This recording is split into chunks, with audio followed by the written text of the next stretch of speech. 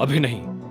जब तक चीजें साफ नहीं हो जाती तब तक किसी को भी भनक नहीं लगनी चाहिए कि टाइगर लौट आया है। मोंटी जो कर रहा है उसे करने दो, अकरम ने कहा। इतने में अभिनव ने कहा, चलो मैं निकलता हूं। अकरम, तुम्हें याद है ना, मुझे कल से एक नई नौकरी। हाँ हाँ, तुम कल ऑफिस आ जाओ, मैं अपने सेक्रेटरी को बोल दूंगा, तुम्हारा काम हो जाएगा। ये सुन अभिनव ने अकरम और बलराज से हाथ मिलाया और वो बाहर आ गया। उसने अपने जाने के लिए एक कैब बुक कर ली थी। जैसे ही वो कैब में बैठने वाला था कि इतने में अकरम भागते हुए उसकी तरफ बढ़ने लगा। अभिनव ने देखा उसके हाथ में कुछ था। इतने में अकरम पास आया और उसने एक छोटा सा बैग अभिनव को थमा दिया। इसमें क्या है? वही शराब जो हमने होटल में पी थी। अपने सास ससुर को पिलाना।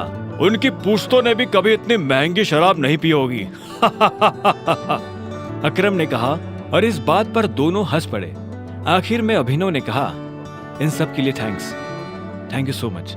और तुम्हें भी वापिस आकर हमारी उम्मीदें जिंदा करने के लिए, अकरम ने कहा।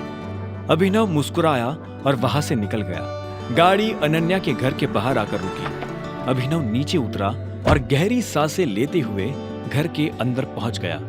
उसने देखा कि अनन्या के माता पिता यानी शर्मिला और राजीव सोफे पर बैठे हुए थे। वो उन्हें देखते ही पहचान गया था। वो दोनों भी अभिनव को अंदर आते हुए देख रहे थे। अभिनव जितने अच्छे से मुस्कुरा सकता था वो उतने अच्छे से मुस्कुरा रहा था। नमस्ते मम्मी जी। नमस्ते पापा जी, ये मैं आपके लिए लाया था, अभिनव ने हिचकिचाते हुए कहा और बोतल उन दोनों की तरफ बढ़ा दी। शर्मिला ने अभिनव को देखते ही अपना मुंह फेर लिया था, लेकिन राजीव की नजर जैसे ही बोतल पर पड़ी तो उसने तुरंत अभिनव के हाथ से बोतल ले ली। क्या बात है, ये तो काफी महंगी लग रही है। माय गॉड, क्या खुशबू है, देखो, राजीव ने कहा और बोतल शर्मिला की तरफ बढ़ा दी।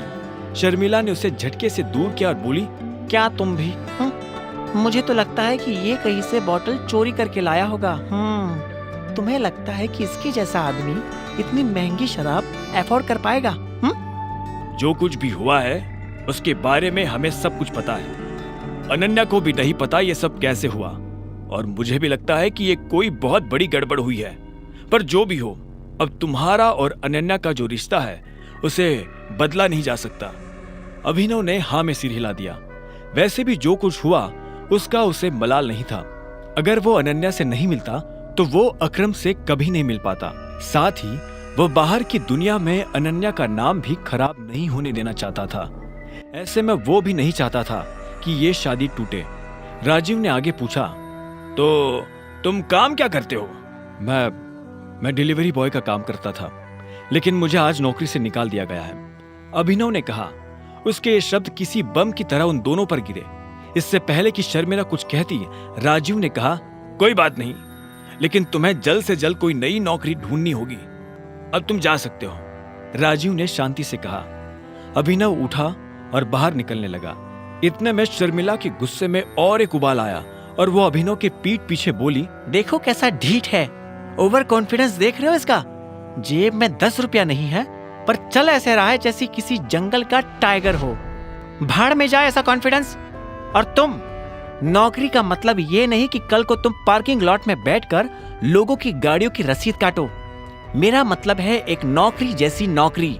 अगर कल तक तुम्हें वो नौकरी मिल जाती है तो तुमने जो कहा है मैं उसके बारे में सोच सकती हूँ। शर्मिला से ये सुनते ही अभिनव के चेहरे पर एक बड़ी सी मुस्कान आ गई। शर्मिला को नहीं पता था कि अभिनव कौन है और उसके पीछे किसका हाथ है। उसने मुस्कुराते हुए हाँ में सिर हिलाया और घर के अंदर जाने लगा।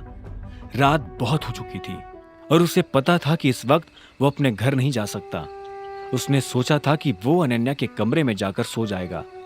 क्या है, रात हो गई है, मैं अपने घर नहीं जा सकता, मुझे सोने के लिए जगह चाहिए।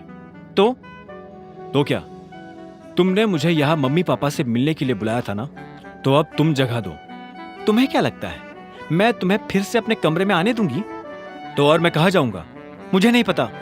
अनन्या ने दरवाजा बंद किया और दूसरी तरफ से चिल्लाते हुए बोली, नौकरों की जगह मालिकों के कमरों में नहीं, घर के स्टोर रूम में होती है। ये सुनते ही अभिनव को बुरा लगा, पर वो कर भी क्या सकता था। उसने बस बंद दरवाजे को देखा और हताशा से अपना सिर हिलाने लगा। आगे की कहानी जानने के लिए देखें अगला एपिसोड सिर्फ पॉकेट एफएम के यूट्यूब चैनल पर और द रिटर्न ऑफ टाइगर के सारे एपिसोड्स को सुनने के लिए डिस्क्रिप्शन में दी लिंक से डाउनलोड करें पॉकेट एफएम ऐप।